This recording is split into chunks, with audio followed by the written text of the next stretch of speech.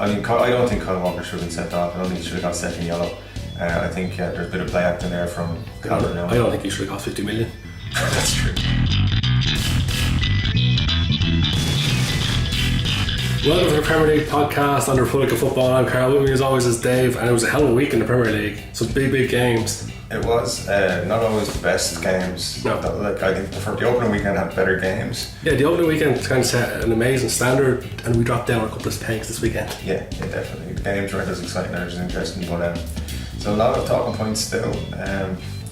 You got to start off really. Manchester United hitting 4 again against the Swansea team that looked like they weren't ready for the Premier League start. Yeah, it was the opening game this weekend, Swansea Man United, and for a while Swansea looked okay, but you look at that Swansea lineup without Sigurdsson and you go, that team's in trouble.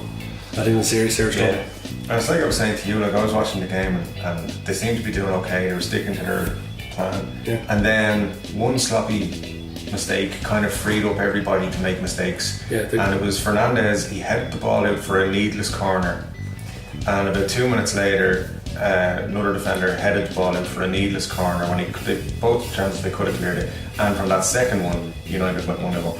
And that's the problem. The first phase of the corner, Pogba was left free. Why you leave Pogba free, I don't know. Why you leave any player free in the box, I don't know.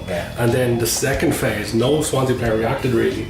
The problem was Fernandes reacted, but then he stopped himself from running in. He was running in, he was well ahead of everybody, could have cleared the ball, but instead he waited for Fabianski to pick himself up off the ground and take the ball. But Eric Boy wasn't giving him the time, went in, hit the ball, goal. If it goes in 0-0 at half time, I think Swansea get a little bit of confidence in that, maybe push on, maybe sneak a goal like we've seen them do a couple of times. But that's however, second half they were abysmal. It was last 20 minutes they were abysmal. Just last word on first goal. The Fabianski actually makes a great save, and it hasn't gone in, and his defenders let him down like in. We get going on. Look at the goals. Like for example, Lukaku was left almost in the box by himself. There was you don't give Lukaku that much space. In the second half, Swansea had like a 10-minute spell where they were controlling the ball and they were pushing, but they were pushing with like no attacking threat at all. No creativity in that team. A couple of times Olsen got the ball on the wings and he booted the ball as hard as he could across the box. It was going to nobody, and like Swansea just look impotent up top. You know, they've got no way to score goals and no way to create goals, and it could be a long, hard season for Swansea. I think it is, and you know, they've got the Sigurdsson money. They have to spend that plus more in the last 9 days of the transfer. At this stage, like all the players at that level, at Swansea's level, who are going to move, all the good ones have moved. You know, there's not too many players that are going to jump at the chance to join Swansea. At this stage, anyone who they were going to buy, for example, for 8 million is going to cost them 15 million. Anyone who's going to cost them 10 million is 20, and so on. Everyone knows they have the money now. And because they're panicking because it's the end of the window. The player being linked with at the minute apparently deals very close to St. Lucas from Hull, and he scored some goals last season, but he's not exactly Sigurdsson. I think he's a decent player, but he's not going to set the world alight. No, and it looks like they're building a championship squad. That's the thing. And if Llorente looks at their squad now and goes, I'm leaving because I'm not playing with these guys, then they're really screwed. But back to Man United, as you were saying, like some of their goals were easy, but as we said last week, play what's in front of you, and that's what Man United did. They played what was in front of them. But I think Man United have been very, very lucky with their start, in that they played a very weak West Ham side in the first day of the season. Going into it, I thought West Ham were really good, and then they're so self-centred, and after the second goal they gave up, and then against Swansea after their second goal they gave up. United took their goals very well, but they weren't really up against much, so it'd be interesting to see when they come up against a tough team what they do. What I will say is that United have played 2 teams so far that have looked like they were not ready for the Premier League season. But in saying that as well, I think Man United's fitness has been far higher than their opposition as well. So they played 2 teams that weren't ready for the Premier League season to start, and that's not acceptable.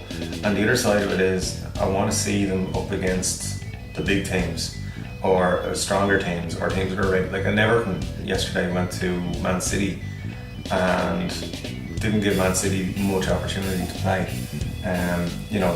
What will Man United do against a team of that level? And I don't think Everton are in top 4, top 5 probably.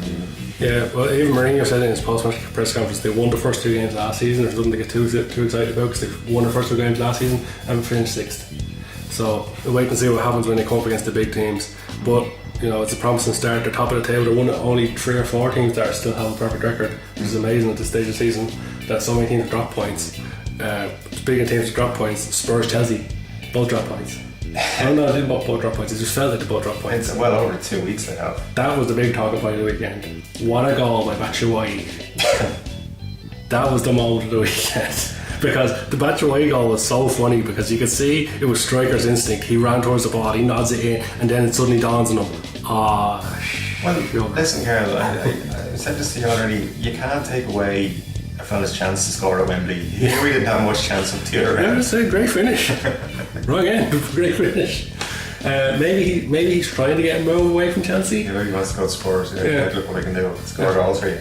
I wonder if he did move to Spurs, but that counts as his first goal. But apart from Harry Kane hitting the post, he was the only Spurs player that looked like scoring a goal. He's not a Spurs player. I know, but he's the only player for Spurs that looked like scoring a goal. The Spurs were very, very poor, and surprisingly poor. Even from a fitness standpoint, you didn't see them run around as much as you did last year. Okay, Chelsea did okay tactically. Chelsea did a very weird tactic, because they kind of played. They didn't have anyone out on the left. William kept moving out to the right. They had three midfielders in the middle. They were going fairly defensively. Morata didn't look comfortable in his position, even though he was good on the opening weekend, despite Chelsea losing. Yeah, he didn't look 100% happy there on Sunday. Marcus Alonso, though, what a player. Take a free kick, that's for sure. Yeah, and his goal as well was decent. It was almost as good as Stephen Moore. He did. But no, honestly, the goalkeeper should save that. He's trying to collapse on it, and he should save it with his feet. But he took it well. He did very well, and Spurs kicked themselves, because that's the equaliser that they didn't look like scoring went in and gave them the chance of a draw. Now it's a case of Spurs have to win their next home game, because otherwise it starts becoming one of those things, those mental things that gets in on them. That maybe we can't win at Spurs. Maybe we can't win at Wembley. Yeah. Because there's something about it, they just can't do it at the minute. But they did place Chelsea, and Chelsea are the champions, so there's no badness. Chelsea are not. Something's not right with Chelsea, as everybody's saying. They're just not the team they were last season. Behind the scenes, there seems to be a lot of turmoil and stuff like that going on. Like, there's suggestions that Conte won't even make Christmas because he's pissed off. There's a lot of disruption, and it'll be interesting to see. Maybe it'll come September 1st and Conte hands in his resignation because they don't get the players he wanted. That's possible. And the whole Costa situation is crazy. Like, we've seen other players put in transfer requests, like Van Dijk and like Coutinho, but at the same time they haven't been sending letters going, I want to join this specific club and this is why, and the manager sent me a text and said he doesn't like me. Look, at the end of the day, no matter, even if you think you've been done wrong to, you still have to be professional. You still have to do your job. If you and I have a falling out, we still have to sit down and record this podcast and do all the work we do, because it has to be done. There's no point in spinning the dummy out and being a baby and saying, I'm saying unless you sell me to this particular club, who, quite honestly, they can't sign players anyway, so it's ridiculous. Speaking of spitting the dummy out, hashtag Wenger out, because Arsenal, same old tricks, lost to Stoke, away at Stoke. But you have to say, Jesse Rodriguez looks like one of the signs of the summer. He was unbelievable. He's making amazing runs. He was ripping Arsenal apart, and his goal was fantastic. Looks like Stoke have all of a sudden gone from having a really bad to a good one. Mark Hughes at Stoke, he's done this. He's brought in these players. Bojan was very good when he brought him in. Fell off a little bit though. It'll be interesting to see if he gets back into the Stoke fold, because I know he's not on loan again this season. Shaqiri, great player. What's he doing at Stoke? That kind of thing. So, but it's interesting that as he went there, and as you say, same old Arsenal. Ozil didn't look like he was bothered. All of Arsenal didn't look like they were bothered.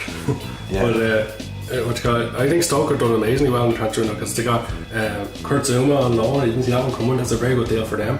They got Bruno Innes Martin back, and he looks like a bargain at 8 million or whatever they paid for him. Hesse as well. Those three signs really strengthened their team. They added a few other players as well. So I think Stoke have actually really improved and could be pushed for top 10 this season. They did lose John Walters though. Yeah, John Walters could actually be a big loss for him. He does pop up with a few goals. And Arnautovic. Yeah, but Hesse looks like he's perfect place for Arnautovic, and a bit less lazy and a little bit less crazy. Isn't he only on loan though? Yeah, he's only on loan, but still, it's a damn good loan for a season. Yeah, well, he's playing to get him up to one of the big Premier League teams, I think. Definitely. So he's going to work really hard this year for Stoke. And it's World Cup year. Wants to get into that Spain squad. It is. And then you've got Liverpool this weekend. Yeah. One against Crystal Palace. At times look good, at times look bad, but they got their goal in the end. They got the win. they found a way to break down a team that sat back, and a team with last season at Anfield they lost to Crystal Palace.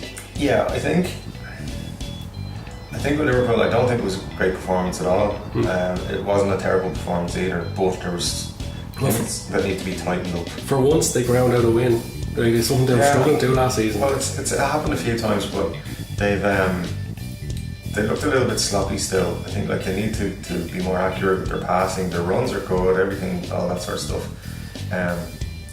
At the moment, I think Liverpool are just waiting for the end of the transfer window and hoping to bring in one or two more players. Yeah, well, we'll see when their qualifications on Wednesday, their Champions League. If they beat Hoffenheim, they go through Champions League. I think after that, then we'll see a bit of business from Liverpool. Yeah. The thing is, at the moment, there's reports that Barcelona have ended their interest in Coutinho. If that's true and Coutinho stays, gets back in the team, it's back to the way we all know he can play. Plus, with the signing of Salah and Mane's there, he's looked amazing. He's become the main man for Liverpool. Well, Liverpool have an impressive team. All the signs in pre-season were that Salah and Coutinho had a great link-up. Remember in the season when Liverpool challenged for the league title there with Suarez and Sturridge and Sterling up front, Coutinho was amazing at setting all three of those in. From you wouldn't even see the space, and the next thing he'd play a pass and they were in. Liverpool scored, and that's why they almost won the title. So if he has that kind of link up with three forwards that are playing, and he's slightly back in the midfield. Plus, there's also something that a lot of people are forgetting is Liverpool have Daniel Sturridge back now. At the start of the season, he's got through the majority of the pre-season fairly unscathed, and he could be a dark horse for Liverpool. He could pop up with a few goals. We'll wait and see. The thing, he looked very good actually. Some great touches and movement was very good. Played a little bit deeper than you'd like to see him, but yeah, again, it's another one for Sturridge. World Cup year. If he gets back to anywhere near his best, he knows he's going to the World Cup. Yeah, and that's why Liverpool know, even if they reintegrate Coutinho into the team, he's going to work really hard this season. He wants to get into that Brazil team. Yeah, I don't think Coutinho would ever. I don't think he'd do a Costa. I don't think he'd have any trouble playing. If he doesn't get a move to Barcelona, he'll still play his heart out for Liverpool. And I really do think that's how he's going to be. And then the Monday Night Football was Man City against Everton. Yeah. Man City being the other top 6 team, and it's same all from Pep. Because last season they drew 1-1 with Everton, I believe, at the City Stadium, and they didn't look good yesterday at times. Everton were controlling the game for a lot of it. They were 1-0 up for a long time. Yeah. And it was boring for both sides. There's 2 sendings off, of course, in the game. There seems to be a lot of red cards around this season already. Even this weekend. Yeah, this weekend there was a lot, but I mean, the frantic start it always kind of settles down after the first couple of weeks. Though the referees are a bit harsher in their opening weeks, but I don't think Kyle Walker should have been sent off. I don't think he should have got second yellow. I think there's a bit of play acting there from Calvert. I don't think he should have got 50 million. That's true. The interesting thing there as well, on the other side of the pitch, Sané playing as left wing back. Yeah, it didn't make any sense. Tactically poor. And you had Danilo on the left. I don't know why all the teams are going with 3 at the back all of a sudden. I know it's one for Chelsea, but it doesn't mean everybody's going to be successful doing it. Palace did it this weekend, Everton did it, Chelsea did it, Arsenal did it, City did it as well. A lot of teams doing it. But the thing is, I said to you earlier off podcast, I think Pep's trying to get the sack. And the proof of that is they're trying to sign Johnny Evans. Because they want to put John Stones, Johnny Evans in the defence. And, that right there is a mid-table defence. Yeah, very much. I know that. Look, we talked a lot about John Stones and how he's not top 4 quality. And I think if you watch any game where he's in there, he may have potential, but he's not living up to it at the moment. And there's this thing about John Stones is going to be a great defender. He's this, he's that, but he makes so many mistakes which lead to City conceding goals. And he's nowhere near Vincent Kompany's talent. And I would, if I was a City fan, I'd hate to see him on the starting lineup. Well, I think it's a very big season for Pep. He's got a lot of questions to answer, and at the moment, he's struggling to answer them yet again.